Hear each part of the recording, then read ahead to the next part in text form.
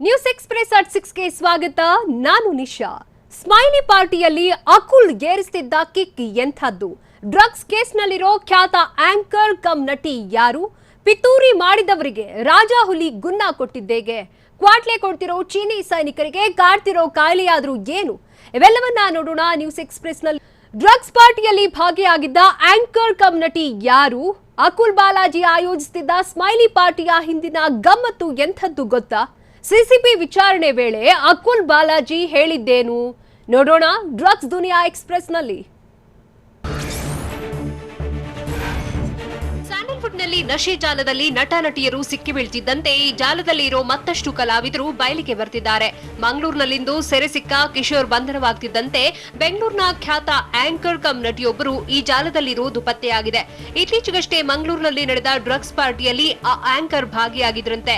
ಈ ಬಗ್ಗೆ ವಿಚಾರಣೆ ವೇಳೆ ಕಿಶೋರ್ ಬಾಯ್ಬಿಟ್ಟಿದ್ದಾನೆ.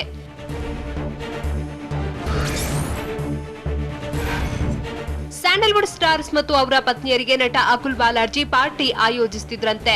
ಸ್ಮೈಲಿ ಡ್ರಗ್ಸ್ ಪಾರ್ಟಿಯಲ್ಲಿ ಎಂಡಿಎಂಎ ಮಾತ್ರೆಗಳನ್ನು ತರಿಸಿಕೊಳ್ತಿದ್ರು. ಇವುಗಳಿಗೆ ಸ್ಮೈಲಿ ಅಂತ ಕರೆಯಲಾಗ್ತಿತ್ತಂತೆ.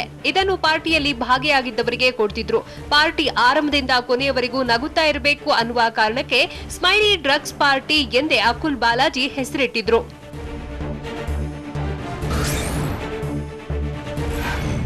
ನಶೆ ಕೇಸ್ನಲ್ಲಿ ಸಿಸಿಬಿ ವಿಚಾರಣೆಗೆ ಹಾಜರಾಗಿರೋ ಅಕುಲ್ ಬಾಲಾಜಿ ಮತ್ತು ಸಂತೋಷ್ಗೆ ಕಂಟಕ ಕಾದಿದ್ಯಾ ಅನ್ನೋ ಅನುಮಾನ ಶುರುವಾಗಿದೆ.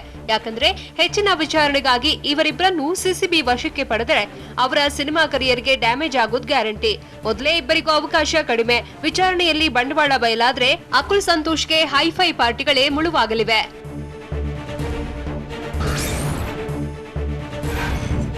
ಡ್ರಗ್ಸ್ ಕೇಸ್ನಲ್ಲಿ ಸಿಕ್ಕಿಬಿದ್ದವರಿಂದಾಗಿ ಒಂದೊಂದೇ ಸೀಕ್ರೆಟ್ಗಳು ಬಯಲಾಗುತ್ತಲೇ ಇವೆ.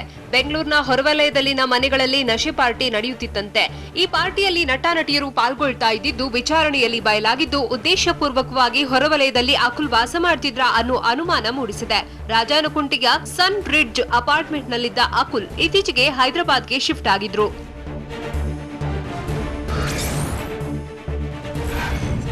ಡ್ರಗ್ಸ್ ಕೇಸ್ನಲ್ಲಿ ಸಿಲುಕಿರುವ ಆರೋಪದಲ್ಲಿ ಸಿಸಿಬಿ ವಿಚಾರಣೆಗೆ ಒಳಪಟ್ಟಿರುವ ನಟ ಅಕುಲ್ ವಿರುದ್ಧ ಸಿಸಿಬಿ ಅಧಿಕಾರಿಗಳು ಗರಂ ಆಗಿದ್ದಾರೆ. ನಿರೂಪಕ ಅಕುಲ್ ಮತ್ತು ಸಂತೋಷ್ ವಿಚಾರಣೆಗೆ ಹಾಜರ್ ಆಗುವ ಮುನ್ನ ಡ್ರಗ್ಸ್ ಜಾಲಕ್ಕೂ ನಮಗೂ ಪರಿಚಯವಿಲ್ಲ ಅಂತ ಮಾಧ್ಯಮಗಳಿಗೆ ಪ್ರತಿಕ್ರಿಯಿಸಿದ್ರು. ಇದಕ್ಕೆ ಗರಂ ಆದ ಸಿಸಿಬಿ ಅಧಿಕಾರಿಗಳು ವಿಚಾರಣೆ ಹಂತದಲ್ಲಿರಬೇಕಾದ್ರೆ ಮಾಧ್ಯಮಗಳಿಗೆ ಪ್ರತಿಕ್ರಿಯಿಸಿದ್ದು ಯಾಕೆ ಅಂತ ಕಿಡಿಕಾರಿದ್ದಾರೆ.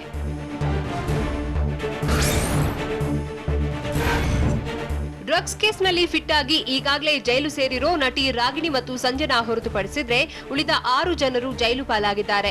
ಈಗಾಗಲೇ ಜೈಲಿನಲ್ಲಿ 6 ದಿನ ಕಳೆದಿರುವ ಪ್ರಶಾಂತ್ ರಂಕ, ಲೂಮ್ ಪೆಪ್ಪರ್, ರಾಹುಲ್, ನಿಯಾಸ್, ಜೈಲಿನಲ್ಲಿ 4 ದಿನ ಕಳೆದಿರುವ ರವಿಶಂಕರ್, ವಿರೇನ್ ಖನ್ನಾಗೆ ಮತ್ತೆ ಜೈಲೇ ಗತಿಯಾಗಿದೆ.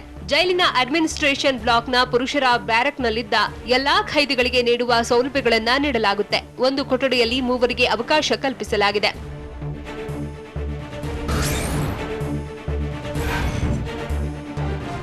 ಮಾದಕ ವಸ್ತುಗಳ ಸೇವನೆ ಮತ್ತು ಸಾಗಾಟದ ಕೇಸ್ನಲ್ಲಿ ಸಿಲುಕಿರುವ ನಟರಾದ ಅಕುಲ್ ಬಾಲಾಜಿ ಹಾಗೂ ಸಂತೋಷ್ ಆರ್ಯನ್ಗೆ ಸಿಸಿಬಿ ಡ್ರಿಲ್ ನಡೆಸುತ್ತಿದೆ. ಸತತ 3 ಗಂಟೆಗೂ ಹೆಚ್ಚು ಕಾಲ ಸಿಸಿಬಿ ಅಧಿಕಾರಿಗಳು ಡ್ರಿಲ್ ಮಾಡಿದ್ದು, ಮೂವರನ್ನು ಪ್ರತ್ಯೇಕವಾಗಿ ವಿಚಾರಣೆ ನಡೆಸಿ ಡ್ರಗ್ಸ್ ಬಗ್ಗೆ ಇಂಚಿಂಚು ಮಾಹಿತಿಯನ್ನು ಕಲೆ ಹಾಕಿದ್ದಾರೆ.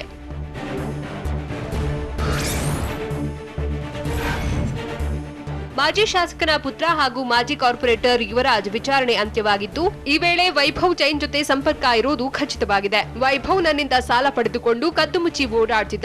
ಸಾಲು ಮರುಪಾವತಿಗಾಗಿ ಆತನ ಬೆನ್ನು ಬಿದ್ದಿದ್ದು ನಿಜ ಅಂತ ಸಿಸಿಬಿ ವಿಚಾರಣೆ ವೇಳೆ ಯುವರಾಜ್ ಹೇಳಿದ್ದಾರೆ.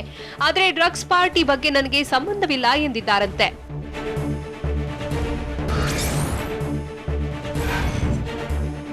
ಡ್ರಗ್ಸ್ ಕೇಸ್ ದಿನಕ್ಕೊಂದು ತಿರುವು ಪಡೆದುಕೊಳ್ತಿದ್ದು, ಈಗಾಗಲೇ ಸಿಸಿಬಿ ವಶದಲ್ಲಿರುವ ವೈಭವ್ ಜೈನ್ ನಂಟಿರುವುದಾಗಿ ನಟ ಸಂತೋಷ್ ಒಪ್ಪಿಕೊಂಡಿದ್ದಾರೆ.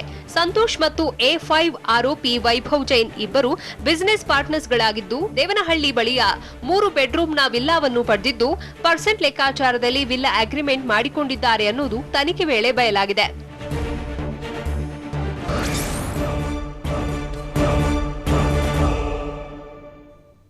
ರಾಗಿಣಿ ಸಂಜನಾಗೆ ಪರಪ್ಪನ ಅಗ್ರಹಾರದಲ್ಲಿ ಸಿಗ್ತಿರೋ ಸ್ಪೆಷಲ್ ಟ್ರೀಟ್ಮೆಂಟ್ ಏನು? ಕೊರೋನಾ ಹೆಸರಲ್ಲಿ ಹೇಗೆಲ್ಲಾ ಗೋಲ್ಮಾಲ್ ನಡೀತಿದೆ ಗೊತ್ತಾ? ಬಿಬಿಎಂಪಿಯ ಆಸ್ತಿಯನ್ನೇ ಕಬಳಿಸಿದ್ರ ಮಾಜಿ ಸಚಿವ ಜಮೀರ್? ಇದೆಲ್ಲವನ್ನ ನೋಡೋಣ ಬೆಂಗಳೂರು ನ್ಯೂಸ್ ಎಕ್ಸ್‌ಪ್ರೆಸ್ನಲ್ಲಿ. ಡ್ರಗ್ಸ್ ಕೇಸ್ನಲ್ಲಿ ಸಿಸಿಬಿ ವಿಚಾರಣೆಗೆ ಒಳಗಾಗಿರುವ ಅಕುಲ್ ಬಾಲಾಜಿಯ ಒಂದೊಂದೇ ರಹಸ್ಯಗಳು ಹೊರಬರ್ತಿವೆ. ಬಂಧಿತ ಆರೋಪಿಗಳಾದ ವೈಭವ್ ಜೈನ್ ಹಾಗೂ ಪ್ರತೀಕ್ ಶೆಟ್ಟಿ ಜೊತೆ ಅಕುಲ್ ಬಾಲಾಜಿ ಹೆಚ್ಚಿನ ಸಂಪರ್ಕ ಹೊಂದಿದ್ರಂತೆ. ರೆಗ್ಯುಲರ್ ಕಾರ್ನಲ್ಲಿ ಸಂಪರ್ಕ ಹೊಂದಿರುವುದು ಪತ್ತೆಯಾಗಿದ್ದು ವಾಟ್ಸ್ಆಪ್ ಕಾಲ್ ಬಗ್ಗೆ ಪರಿಶೀಲನೆ ಮುಂದುವರೆದಿದೆ. ಇನ್ನು ವಿಚಾರಣೆ ವೇಳೆ ಆರೋಪಿಗಳ ಜೊತೆ ಸಂಪರ್ಕ ಇರುವುದು ಸತ್ಯ, ಆದರೆ ಡ್ರಗ್ಸ್ ವಿಚಾರದಲ್ಲಿ ನಂಟಿಲ್ಲ ಎಂದು ಅಕುಲ್ ಬಾಲಾಜಿ ಉತ್ತರಿಸಿದ್ದಾರೆ.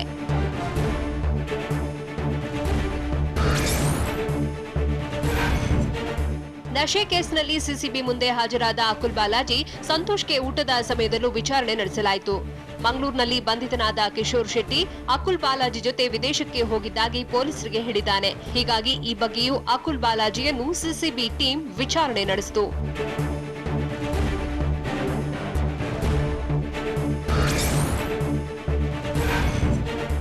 ಡ್ರಗ್ಸ್ ಕೇಸ್ನಲ್ಲಿ ಪರಪ್ಪನ ಅಗ್ರಹಾರ ಸೇರಿರುವ ರಾಗಿಣಿ ಸಂಜನಾಗೆ ಮನೆಯೂಟದ ವ್ಯವಸ್ಥೆ ಮಾಡಲಾಗಿದೆ. ಜೈಲು ಅಧಿಕಾರಿಗಳ ಸೂಚನೆ ಮೇರೆಗೆ ಜೈಲು ಸಿಬ್ಬಂದಿಯೊಬ್ಬರ ಮನೆಯಿಂದ ರುಚಿಯಾದ ಊಟ ಪೂರೈಸಲಾಗುತ್ತಿದೆ. ನಟಿಯರ ಜೊತೆ ಇತರೆ ಆರೋಪಿಗಳಿಗೂ 3-4 ದಿನದಿಂದ ಮನೆಯೂಟ ನೀಡಲಾಗುತ್ತಿದೆಯಂತೆ.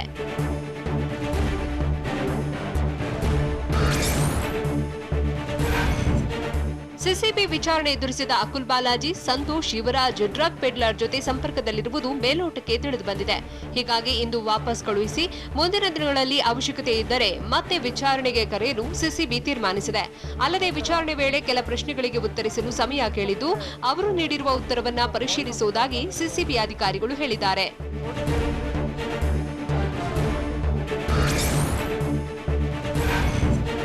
ಸ್ಯಾಂಡಲ್ವುಡ್ ನಶಿನಂಟಿನ ಕೇಸ್ನಲ್ಲಿ ಸಿಲುಕಿರುವ ನಟಿ ಸಂಜನಾ ಇಸ್ಲಾಂ ಧರ್ಮಕ್ಕೆ ಮತಾಂತರವಾಗಿದ್ದಾರಂತೆ.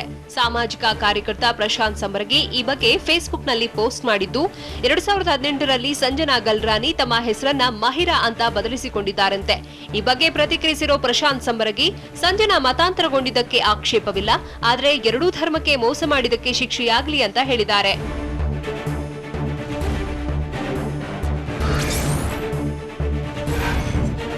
ಸ್ಯಾಂಡಲ್ವುಡ್ನ ಉಪ್ಪಿನಕಾಯಿ ಸಂಜನಾ ಜೈಲಲ್ಲಿದ್ರೂ ಸಹ ಪೊಲೀಸರಿಗೆ ಕಾಟ ಕೊಡುವುದನ್ನ ಮಾತ್ರ ನಿಲ್ಲಿಸಿಲ್ಲ.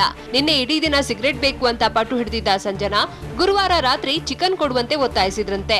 ಜೈಲಿನ ನಿಯಮಗಳ ಪ್ರಕಾರ ಶುಕ್ರವಾರ ಮಾತ್ರ ಚಿಕನ್ ನೀಡಲಾಗುತ್ತೆ. ಹೀಗಾಗಿ ಚಿಕನ್ ಕೊಡ್ಲಿಲ್ಲ ಅಂದ್ರೂ ಪರವಾಗಿಲ್ಲ, ಒಂದ್ ಸಿಗರೆಟ್ ಕೊಡಿ ಅಂತ ಪಟ್ಟು ಹಿಡಿದಿದ್ರು.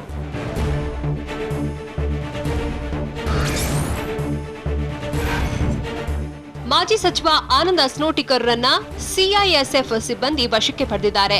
ದೇವನಹಳ್ಳಿ ಬಳಿಯ ಏರ್ಪೋರ್ಟ್ನಲ್ಲಿ ಆನಂದ್ರ ಬ್ಯಾಗ್ನಲ್ಲಿ ಪಿಸ್ತೂಲ್ ಇದ್ದ ಕಾರಣದಿಂದ ವಶಕ್ಕೆ ಪಡೆದು ವಿಚಾರಣೆ ನಡೆಸಲಾಯಿತು. ಪಿಸ್ತೂಲ್ಗೆ ಪರವಾನಗಿ ಇದೆ ಅಂತ ಆನಂದ್ ಅಸ್ನೋಟಿಕರ್ ಹೇಳಿದ್ದು, ಇಂಡಿಗೋ ವಿಮಾನದಲ್ಲಿ ಗೋವಾಗೆ ತೆರಳಲು ಬಂದಿದ್ರು. ಲಗೇಜ್ ತಪಾಸಣೆಯ ವೇಳೆ ಪಿಸ್ತೂಲ್ ಪತ್ತೆಯಾಗಿತ್ತು.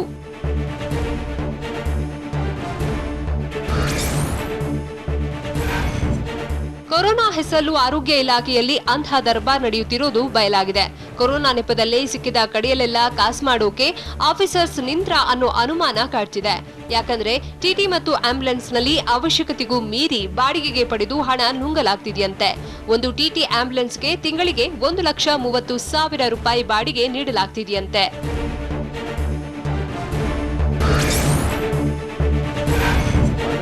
ಶಾಸಕ ಜಮೀರ್ ಅಹಮದ್ ವಿರುದ್ಧ ಪಾಲಿಕೆ ಆಸ್ತಿ ಕಬಳಿಕೆ ಆರೋಪ ಎದುರಾಗಿದೆ. ಹೀಗಾಗಿ ಪಾಲಿಕೆ ಆಸ್ತಿ ವಶಕ್ಕೆ ಪಡೆಯುವಂತೆ ಕೋರ್ಟ್ನಿಂದ ಆದೇಶ ಬಂದಿದ್ದು, ಕೋರ್ಟ್ ಆದೇಶವಿದ್ರೂ ಜಾಗ ವಶಕ್ಕೆ ಪಡೆಯದಂತೆ ಧಮಕಿ ಹಾಕಲಾಗಿದೆಯಂತೆ. ಕಾಟನ್ಪೇಟೆ ರಸ್ತೆಯಲ್ಲಿರುವ ಸುಮಾರು 2 ಎಕರೆ ಜಾಗವನ್ನ ವಶಕ್ಕೆ ಪಡೆದರೆ ಕೋಮು ಗಲಭೆಯಾಗುತ್ತೆ ಎಂದು ಪತ್ರದಲ್ಲಿ ಉಲ್ಲೇಖಿಸಿದ್ದಾರೆ. ಈ ಬಗ್ಗೆ ಶಾಸಕ ಜಮೀರ್ ವಿರುದ್ಧ ಎಸಿಬಿ, ಬಿಎಂಟಿಎಫ್ಗೆ ಬೆಂಗಳೂರು ದಕ್ಷಿಣ ಜಿಲ್ಲೆ ಬಿಜೆಪಿ ಅಧ್ಯಕ್ಷ ಎನ್ಆರ್ ರಮೇಶ್ ದೂರು ನೀಡಿದ್ದಾರೆ.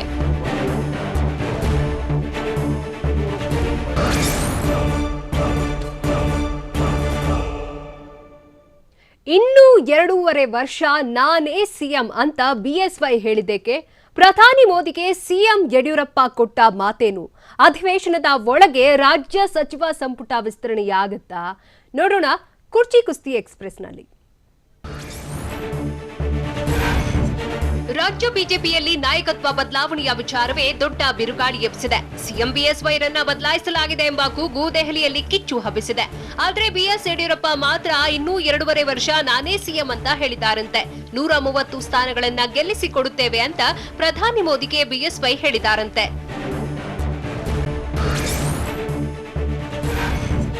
ಕಮಲಪಾಳ್ಯದಲ್ಲಿ ಯಾವಾಗ ಸಿಎಂ ಬದಲಾವಣೆಯ ಕಿಚ್ಚು ಕಾಡ್ಗಿಚ್ಚಿನಂತೆ ಹತ್ತೋ ಆಗಲೇ ಬಿಎಸ್ ಯಡಿಯೂರಪ್ಪ ಎದುರಾಳಿಗಳಿಗೆ ತಿರುಗೇಟು ನೀಡಲು ಮುಂದಾಗಿದ್ರು. ಹೀಗಾಗಿಯೇ ಪ್ರಧಾನಿ ಮೋದಿ ಮುಂದೆ ವಿಶ್ವಾಸ ವ್ಯಕ್ತಪಡಿಸಿರುವ ಯಡಿಯೂರಪ್ಪ, ಪಕ್ಷವನ್ನ ಮತ್ತೆ ಅಧಿಕಾರಕ್ಕೆ ತರುವ ಜವಾಬ್ದಾರಿ ನನ್ನದು, ನನ್ನ ಮೇಲೆ ವಿಶ್ವಾಸ ಬಿಡಿ, ಬೆನ್ನಿಗೆ ನಿಲ್ಲಿ ಎಂದು ಮೋದಿಗೆ ಮನವಿ ಮಾಡಿದ್ದಾರಂತೆ.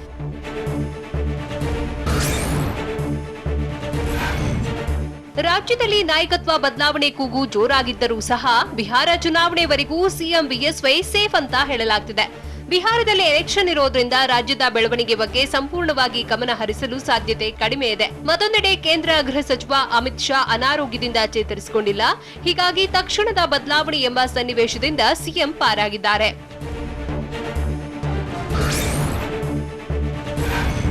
ಸಂಪುಟ ವಿಸ್ತರಣೆ ಕಸರತ್ತು ದೊಡ್ಡ ಪ್ರಮಾಣದಲ್ಲಿ ನಡೆಯುತ್ತಲಿದ್ದು ಸಿಎಂ ಬಿಎಸ್ವೈಗೆ ಸಂಪುಟ ಬಿಸಿ ತುಪ್ಪವಾಗಿದೆ. ಇದರ ಬೆನ್ನಲ್ಲೇ ಉಪರಾಷ್ಟ್ರಪತಿ ವೆಂಕಯ್ಯ ನಾಯ್ಡುರನ್ನು ಭೇಟಿ ಮಾಡಿರುವ ಸಿಎಂ ಬಿಎಸ್ವೈ ದೆಹಲಿ ಪ್ರವಾಸ ಯಶಸ್ವಿಯಾಗಿದ್ದು ಅಧಿವೇಶನದ ಒಳಗೆ ಸಂಪುಟ ವಿಸ್ತರಣೆ ಮಾಡಬೇಕೆಂಬ ಅಪೇಕ್ಷೆ ಇದೆ.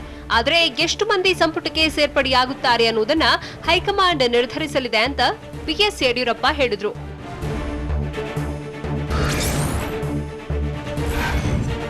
ತನ್ನ ವಿರುದ್ಧ ಸ್ವಪಕ್ಷೀಯ ಶಾಸಕರೇ ನಡೆಸಿರೋ ಪಿತೂರಿಗೆ ಬಿಎಸ್ವೈ ಕೆಂಡಾಮಂಡಲರಾಗಿದ್ದಾರೆ.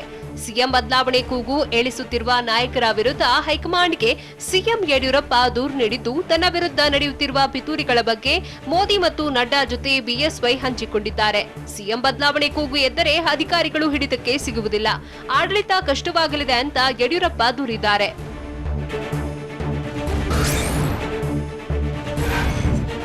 ಸಂಪುಟ ವಿಸ್ತರಣೆಯಾದಲ್ಲಿ ಯಾರ್ಯಾರಿಗೆ ಸಚಿವ ಸ್ಥಾನ ಒಲಿಯಲಿದೆ ಅನ್ನೋದು ಕುತೂಹಲ ಮೂಡಿಸಿದೆ. ಎಂಟಿಬಿ ನಾಗರಾಜ್, ಆರ್ ಶಂಕರ್, ಸುನಿಲ್ ಕುಮಾರ್, ಅರವಿಂದ್ ಲಿಂಬಾವಳಿಗೆ ಸಚಿವ ಸ್ಥಾನ ಸಿಗೋದು ಬಹುತೇಕ ಖಚಿತ ಅಂತ ಹೇಳಲಾಗ್ತಿದೆ. ಇದರ ಜೊತೆಗೆ ಉಮೇಶ್ ಕತ್ತಿಗೂ ಸಹ ಸಚಿವ ಸ್ಥಾನ ಸಿಗಲಿದ್ದು, ಉಮೇಶ್ ಕತ್ತಿ, ಯೋಗೇಶ್ವರ್, ಎಂಪಿ ರೇಣುಕಾಚಾರ್ಯ, ಮುರುಗೇಶ್ ನಿರಾಣಿ ಸಚಿವ ಸ್ಥಾನಕ್ಕಾಗಿ ಪೈಪೋಟಿ ನಡೆಸಿದ್ದಾರೆ.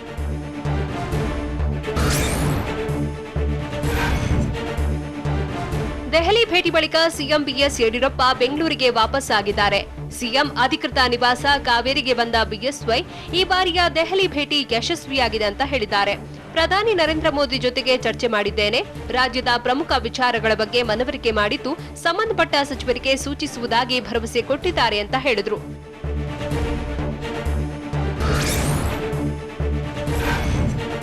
ಸಂಪುಟ ವಿಸ್ತರಣೆಯೇ ಆಗೇ ಆಗುತ್ತೆ, ಯಾವುದೇ ಡೌಟ್ ಇಲ್ಲ ಅಂತ ಬೆಂಗಳೂರಿನಲ್ಲಿ ಪರಿಷತ್ ಸದಸ್ಯ ಸಿಪಿ ಯೋಗೇಶ್ವರ್ ಹೇಳಿದ್ರು. ಸಚಿವ ಸ್ಥಾನ ಬಗ್ಗೆ ನನಗೆ ಯಾವುದೇ ರೀತಿ ಸಂದೇಶ ಬಂದಿಲ್ಲ. ಅವಕಾಶ ನೀಡಿದ್ರೆ ಮಾಡ್ತೇನೆ, ಇಲ್ಲ ಪಕ್ಷದ ಕೆಲಸ ಮಾಡುವೆ. ರಾಜ್ಯದಲ್ಲಿ ನಾಯಕತ್ವ ಬದಲಾವಣೆ ಸದ್ಯಕ್ಕಿಲ್ಲ ಅಂತ ಯೋಗೇಶ್ವರ್ ಹೇಳಿದ್ದಾರೆ. ಎಚ್ಡಿಕೆ, ಡಿಕೆಶಿ ಇಬ್ಬರು ನಮ್ಮ ಪಕ್ಷದ ವಿರೋಧಿಗಳು ಅಂತ ಸಿಪಿವೈ ಕಿಡಿಕಾರಿದ್ರು.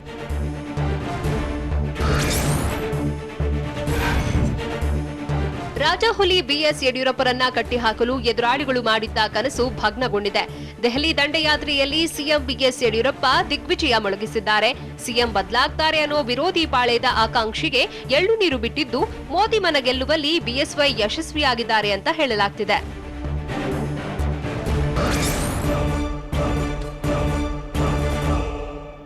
ಶಾಸಕಿ ರೂಪಾ ಶಶಿಧರ್ ಏಕಾಂಗಿ ಪ್ರತಿಭಟನೆ ನಡೆಸಿದ್ದೇಕೆ?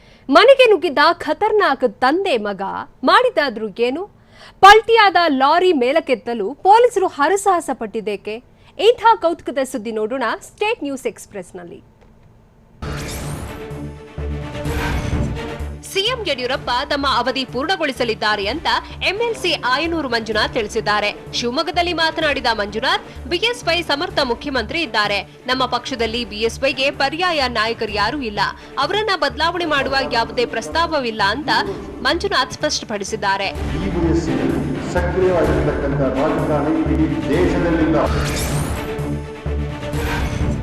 ಕೋಲಾರ ಜಿಲ್ಲೆ ಕೆಜಿಎಫ್ ಪಟ್ಟಣದ ರಸ್ತೆ ಕಾಮಗಾರಿ ವಿಳಂಬ ಖಂಡಿಸಿ ಶಾಸಕಿ ರೂಪಾ ಶಶಿಧರ್ ಪ್ರತಿಭಟನೆ ನಡೆಸಿದ್ದಾರೆ. ಡಿಸಿ ಕಚೇರಿ ಬಳಿ ಏಕಾಂಗಿಯಾಗಿ ಧರಣಿ ನಡೆಸಿದ ಶಾಸಕಿ ರೂಪಾರ ಅಹವಾಲನ್ನ ಡಿಸಿ ಆಲಿಸಿದ್ದಾರೆ. ಈ ವೇಳೆ ಪಿಡಬ್ಲ್ಯೂಡಿ ಅಧಿಕಾರಿಗಳು ಹಾಜರಿದ್ದು ಸಮಸ್ಯೆ ಪರಿಹರಿಸುವ ಭರವಸೆ ನೀಡಿದ್ದಾರೆ. 1.5 ಗಂಟೆ ಕಾಲ ನಿಂತು ಶಾಸಕಿ ಪ್ರತಿಭಟನೆ ನಡೆಸಿದ್ರು.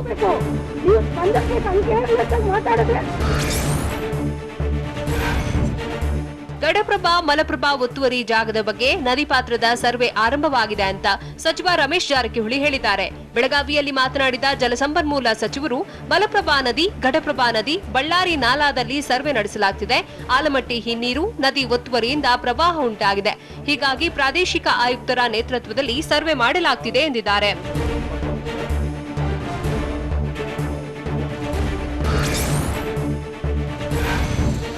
ಜಿಲ್ಲೆ ಮಣಿಪಾಲ ಸಮೀಪದ ಅಲೆಬೂರು ಗುಡ್ಡೆ ಅಂಗಡಿ ಬಳಿ ದುಷ್ಕರ್ಮಿಗಳು ಯುವಕನೊಬ್ಬನ ಮೊಬೈಲ್ ಕಸಿದು ಎಸ್ಕೇಪ್ ಆಗಿದ್ದಾರೆ. ಬೈಕ್ನಲ್ಲಿ ಬಂದ ಇಬ್ಬರು ಚಾಕು ತೋರಿಸಿ ಹಣ ಕೊಡುವಂತೆ ಒತ್ತಾಯಿಸಿದ್ದಾರೆ. ಬಳಿಕ ಯುವಕ ಕೂಗಿಕೊಂಡಾಗ ಮೊಬೈಲ್ ಕಿತ್ತುಕೊಂಡು ಪರಾರಿಯಾಗಿದ್ದಾರೆ.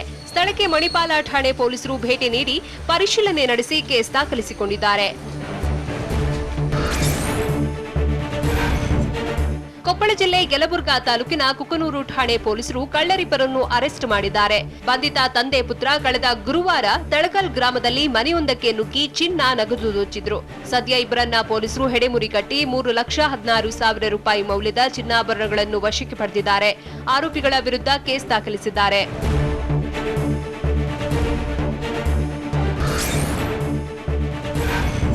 ಬೆಳಗಾವಿ ಜಿಲ್ಲೆ ಅಥಣಿ ಠಾಣೆ ಪೊಲೀಸರು ಓರ್ವ ಬೈಕ್ ಕಳ್ಳನನ್ನು ಬಂಧಿಸಿದ್ದಾರೆ. ಆರೋಪಿ ಪೀರಸಾಬ್ ಪಾರ್ಕಿಂಗ್ ಮಾಡಿದ್ದ ಬೈಕ್ಗಳನ್ನು ಕ್ಷಣಾರ್ಧದಲ್ಲಿ ಕದ್ದು ಎಸ್ಕೇಪ್ ಆಗ್ತಿದ್ದ. ಸದ್ಯ ಖಚಿತ ಮಾಹಿತಿ ಮೇರೆಗೆ ಪೊಲೀಸರು ದಾಳಿ ನಡೆಸಿ 7 ಬೈಕ್ಗಳನ್ನು ವಶಕ್ಕೆ ಪಡೆದಿದ್ದಾರೆ. ಪೊಲೀಸರು ಪ್ರಕರಣ ದಾಖಲಿಸಿಕೊಂಡು ಆರೋಪಿಯನ್ನ ಕಂಬಿ ಹಿಂದೆ ತಳ್ಳಿದ್ದಾರೆ.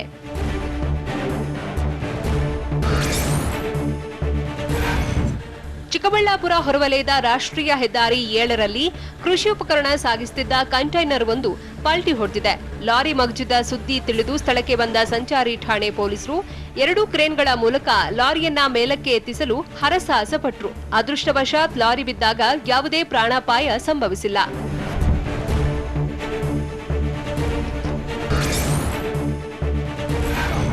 ಹಾಸನ ಜಿಲ್ಲೆ ಚನ್ನರಾಯಪಟ್ಟಣ ತಾಲೂಕಿನ ಕೊತ್ತನಹಳ್ಳಿ ಸಮೀಪ ಚಿರತೆಯೊಂದು ಬೋನಿಗೆ ಬಿದ್ದಿದೆ. ಕಳೆದ ಕೆಲ ದಿನಗಳಿಂದ ಸಾಕು ಪ್ರಾಣಿಗಳನ್ನ ಹೊತ್ತೊಯ್ಯುತ್ತಿದ್ದ ಚಿರತೆ ಜನರಲ್ಲಿ ಭೀತಿ ಮೂಡಿಸಿತ್ತು. ಈ ಬಗ್ಗೆ ಸ್ಥಳೀಯರು ಅರಣ್ಯ ಇಲಾಖೆಗೆ ಮಾಹಿತಿ ನೀಡಿದ್ರು. ಸದ್ಯ ಚಿರತೆ ಸೆರೆಯಾಗಿದ್ದು ಸ್ಥಳೀಯರು ನಿಟ್ಟುಸಿರು ಬಿಟ್ಟಿದ್ದಾರೆ. ಚಿರತೆಯನ್ನ ಅರಣ್ಯ ಸಿಬ್ಬಂದಿ ಬೇರೆಡೆಗೆ ಸ್ಥಳಾಂತರಿಸಿದ್ದಾರೆ.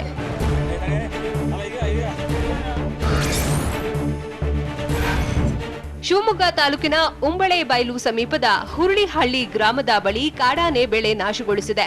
ರೈತ ಮಂಜಣ್ಣ ಅನ್ನೋರ ತೋಟಕ್ಕೆ ಆನೆ ನುಗ್ಗಿ ತೆಂಗು, ಅಡಿಕೆ ಹಾಳು ಮಾಡಿದೆ. ಅಲ್ಲದೆ ಪಕ್ಕದ ಹೊಲದ ರೈತ ಕೃಷ್ಣಪ್ಪ ಎಂಬುವರ ಭತ್ತದ ಪೈರನ್ನು ತುಳಿದು ಹಾಕಿ ನಾಶಗೊಳಿಸಿದೆ. ಹೀಗಾಗಿ ಆನೆಗಳನ್ನ ನಿಯಂತ್ರಿಸುವಂತೆ ಸ್ಥಳೀಯರು ಅರಣ್ಯ ಸಿಬ್ಬಂದಿಯನ್ನು ಒತ್ತಾಯಿಸಿದ್ದಾರೆ.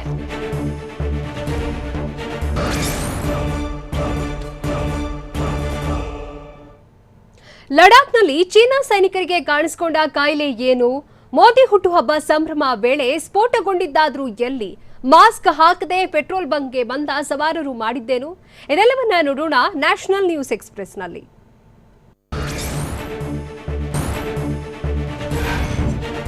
ಭಾರತದಲ್ಲಿ ಸೈಬರ್ ಕ್ರೈಂ ಪ್ರಮಾಣ 500% ಹೆಚ್ಚಳ ಕಂಡಿದೆ. ಇದಕ್ಕೆ ಸೀಮಿತ ಜಾಗೃತಿ ಮತ್ತು ಕಳಪೆ ಸೈಬರ್ ಹೈಜೀನ್ ಕಾರಣ ಎಂದು ರಾಷ್ಟ್ರೀಯ ಭದ್ರತಾ ಸಲಹೆಗಾರ ಅಜಿತ್ ದೋವರ್ ಕಳವಳ ವ್ಯಕ್ತಪಡಿಸಿದ್ದಾರೆ. ಕೋಕೋನ್ 2020 ಎಂಬ 2 ದಿನಗಳ ಸೈಬರ್ ಕಾನ್ಫರೆನ್ಸ್ನಲ್ಲಿ ವಿಡಿಯೋ ಕಾನ್ಫರೆನ್ಸ್ ಮೂಲಕ ಭಾಗವಹಿಸಿ ಮಾತನಾಡಿದ್ದಾರೆ.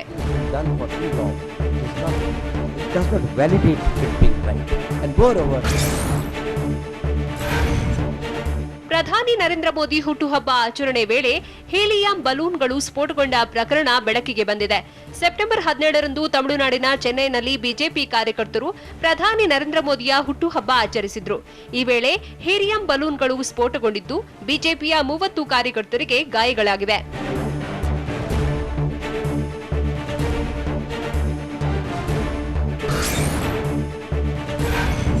ಮಧ್ಯಪ್ರದೇಶದಲ್ಲಿ ವೈದ್ಯನೊಬ್ಬ ಫುಟ್ಪಾತ್ ಜಾಗದಲ್ಲಿ ರೋಗಿಗಳಿಗೆ ಚಿಕಿತ್ಸೆ ನೀಡಿದ್ದಾನೆ.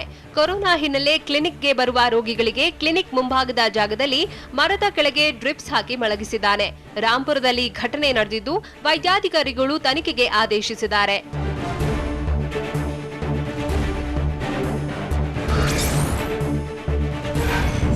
ಭಾರತೀಯ ನೌಕಾಪಡೆಯಲ್ಲಿ ಸುದೀರ್ಘ 30 ವರ್ಷ ಸೇವೆ ಸಲ್ಲಿಸಿ 3 ವರ್ಷದ ಹಿಂದೆ ನಿವೃತ್ತಿಯಾಗಿದ್ದ ಐಎನ್ಎಸ್ ವಿರಾಟ್ ನೌಕೆ ತನ್ನ ಕೊನೆಯ ಪ್ರಯಾಣ ಮುಗಿಸಿದೆ. ಮುಂಬೈನ ನೌಕಾ ಡಾಕ್ ಯಾರ್ಡ್ನಿಂದ ಗುಜರಾತ್ನ ಅಲಾಂಗ್ನಲ್ಲಿರುವ ಬಂದರಿಗೆ ವಿರಾಟ್ ನೌಕೆಯನ್ನ ಆಗಮಿಸಿದ್ದು ಮುಂದಿನ 1 ವರ್ಷದಲ್ಲಿ ನೌಕೆಯನ್ನು ಒಡೆದು ಹಾಕಲಾಗುತ್ತದೆ.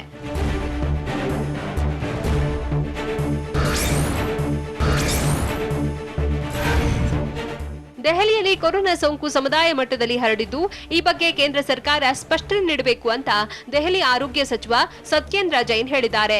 ದೇಶದಲ್ಲಿ ಪ್ರತಿನಿತ್ಯ ಸರಾಸರಿ 90,000 ಕೊರೋನಾ ಪ್ರಕರಣಗಳು ಪತ್ತೆಯಾಗ್ತಿದ್ದು ಕೊರೋನಾ ಸಮುದಾಯ ಮಟ್ಟದಲ್ಲಿ ಹರಡಿರುವುದಕ್ಕೆ ಸಾಕ್ಷಿ ಅಂತ ಸತ್ಯೇಂದ್ರ ಜೈನ್ ಹೇಳಿದರು.